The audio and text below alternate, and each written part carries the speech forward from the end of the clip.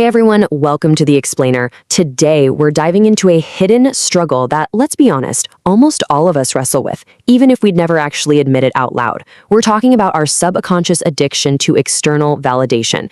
It's that deep-seated need to be liked, the craving to fit in, and just desperately wanting to hear someone say, "You're doing great," or "You're enough." But you know what's truly terrifying about this behavior? It's completely invisible. Seriously, so many of us spend our entire lives chasing this approval without even realizing it. It literally dictates the careers we choose, the relationships we stay in, what we post online, and sometimes it even forces us to stay quiet and abandon who we really are. So today we're going to break down the source material to figure out exactly why we crave validation so badly, and more importantly, how we can finally cut the cord. Picture this. It's a super familiar scenario. You post a photo online, a few minutes pass. Boom, you open the app. You're immediately checking the likes, just waiting for that very first hit of approval. A few more minutes go by, you refresh the page, checking again and again. It turns into this manic little cycle, right? Refresh, despair, repeat. Suddenly, your entire mood for the next hour is being totally dictated by this one tiny repetitive act. But let's pause for a second. Why are you actually doing this? Deep down, you know you aren't just checking the performance of a photo. You are checking your value. Every single time you pull down on that screen to refresh, you're quietly asking yourself, do people like me? Am I enough? Do I really matter? And look, we do this because getting that external validation feels good. Actually, it feels really, really good. But the tragedy here is that it's just a temporary fix. For a fleeting second, that notification fills a void inside of us. But the void never stays filled. It always empties right back out. And this brilliantly illustrates the unending, addictive loop we get trapped in. The authors compare it to drinking salt water when you're thirsty. The more you consume, the more you need.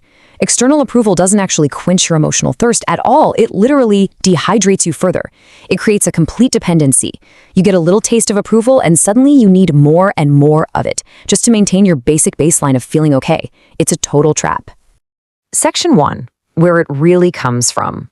We have to look beneath the surface here to see how this builds up over time. Now, most people just assume they seek validation because they're feeling a bit insecure in the moment. But the psychological roots go way, way deeper than a temporary lack of confidence. It starts right back at the beginning. Back in childhood, a lot of us implicitly learned that love, attention, and approval came with strings attached, right? You got praised when you got an A in school or scored a goal. You got attention when you behaved in a very specific, compliant way. You got approval when you met the expectations of the adults around you. So without you ever realizing it, your developing brain locked onto a really dangerous equation. If people approve of me, I am valuable. And that subconscious belief, it doesn't just vanish when you turn 18. It follows you right into adulthood. Only now, instead of looking to your parents or teachers, you desperately need approval from your boss, your partner, your coworkers, and, crazy enough, total strangers on the internet. This is honestly one of the most profound takeaways from the source material. The audience changes, but the pattern stays exactly the same.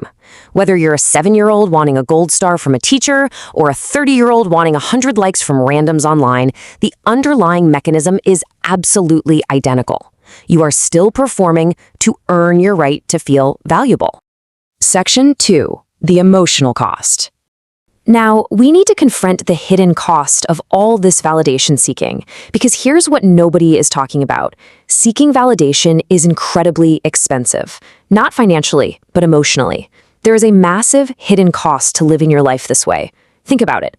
If someone's opinion can make your day, can it also ruin it? If you need someone else's approval to feel okay, you are entirely handing over your power.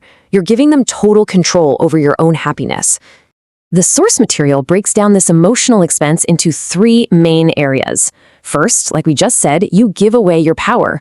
When your mood completely depends on external applause, well, that isn't freedom. That's pure emotional dependence. Second, you lose touch with who you really are. And third, you become what others want. People who are constantly seeking validation spend so much time and energy just molding themselves to fit the expectations of whatever room they're in that eventually they forget who they actually are beneath the performance. They completely abandon themselves. Section 3. How to stop. Okay, let's dive into this next phase because this is the fun part. This is where we take our power back. Understanding the trap is just the first half of the journey. The real work is figuring out how to break the cycle and stop seeking that validation altogether. The source text lays out 3 concrete steps to break free. Step 1, accept that not everyone is going to understand you, agree with you, or even like you. And you know what? That is perfectly okay. You are literally never meant to be accepted by everyone. Step 2, learn to keep promises to yourself. Self-respect does not grow from the applause of a crowd. It grows from trusting yourself. It builds up when you do what you say you're going to do, just for you. And step 3 is maybe the most powerful tool of the whole bunch, the invisible audience test. The authors pose this question as a sort of mental filter for everything you do.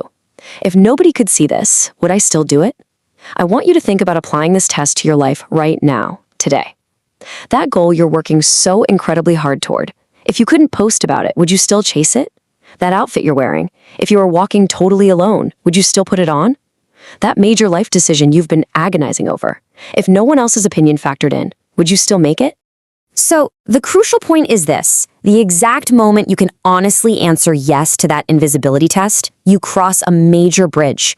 You finally step away from seeking validation and you cross right over into living with authenticity.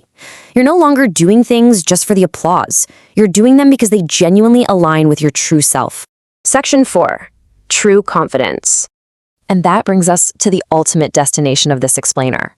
Because when you stop chasing that salt water and you start living authentically, you completely redefine what confidence actually looks like. The text notes something incredibly powerful here. The truth is, the moment you stop needing everyone's approval, you become dangerous, but in the absolute best possible way. You stop performing. You stop pretending to be someone you aren't.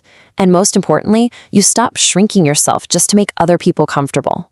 You finally start living according to your own values. You become this unstoppable force because your foundation is built entirely internally, not externally. I'm going to leave you with this final striking thought from the text to take with you. Confidence isn't knowing everyone likes you. Confidence is being okay even when they don't.